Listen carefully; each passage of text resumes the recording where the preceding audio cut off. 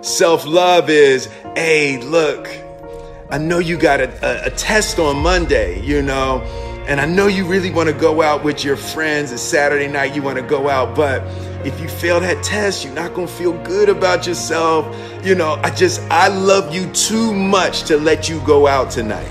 Self-discipline is self-love. If you want to be happy, you have to love yourself, which means you have to discipline your behavior. The road to sustained happiness is through disciplining your behavior. We tend to base our self-esteem on what other people think. And that's not really self-esteem. Self-esteem is supposed to be how we feel about ourselves. And I was just saying how dangerous it is to allow other people to determine how you're going to feel about you. And it's kind of like looking into a broken mirror. You're going to look in a broken mirror and then change your face to try to look good in this defiled, busted, broken mirror. And it just, other people's opinions is a really way to determine how we feel about ourselves.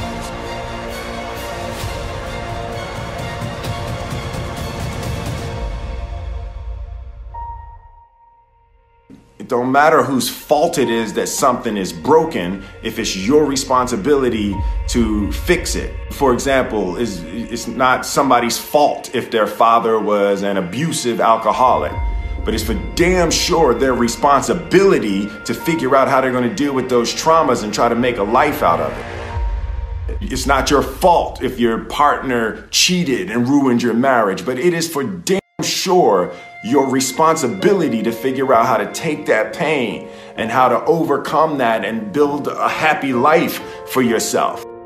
Fault and responsibility do not go together. It sucks, but they don't. When something is somebody's fault, we want them to suffer. We want them punished. We want them to pay. We want it to be their responsibility to fix it, but that's not how it works, especially when it's your heart.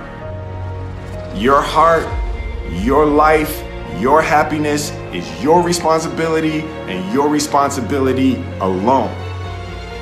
As long as we're pointing the finger and stuck in whose fault something is, we're jammed and trapped into victim mode. When you're in victim mode, you are stuck in suffering. The road to power is in taking responsibility.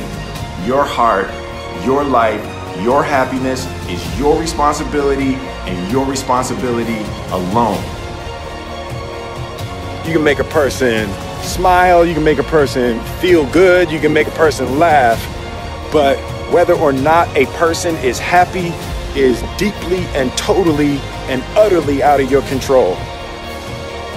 The prerequisite for spending time with any person is that they nourish and inspire you. They feed your flame. Look at your last 5 text messages. Are those people feeding your flames or dousing your fire? Put your phone down for just a second and look around. Look to the people around you. Are those people throwing logs on your fire or are they pissing on it?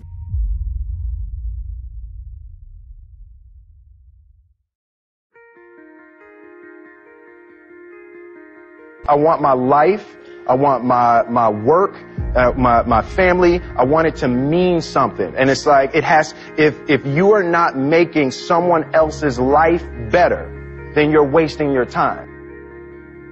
The separation of talent and skill is one of the greatest misunderstood concepts for people who are trying to excel, who have dreams that want to do things. Talent you have naturally. Skill is only developed by hours and hours and hours of beating on your craft. You don't try to build a wall. You don't set out to build a wall.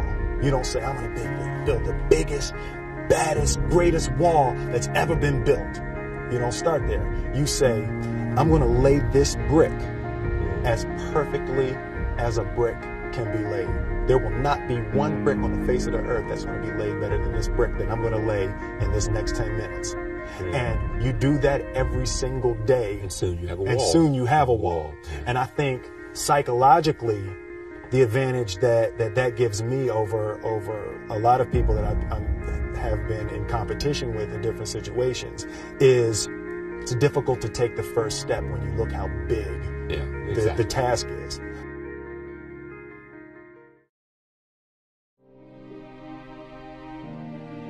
The definition of who I am is very clear to me, and it also redefines who I want to be, in that I know for a fact that I'm stronger than I thought I was. You know, you can't help but ask yourself the question, what would I do if I was in Muhammad Ali's shoes? I'm motivated by fear. I hate being scared to do something. And I think what developed in my early days was the attitude that I started attacking things that I was scared of. Why were you scared in your bed the night before? What do you need that fear for? Just don't go. Why are you scared in your bed 16 hours before you jump? Why are you scared in the car? Why could you not enjoy breakfast? Fear of what? You're nowhere even near the airplane. Everything up to the stepping out, there's actually no reason to be scared. It only just ruins your day. You don't have to jump. And then in that moment, all of a sudden, where you should be terrified is the most blissful experience of your life. And God placed the best things in life on the other side of terror.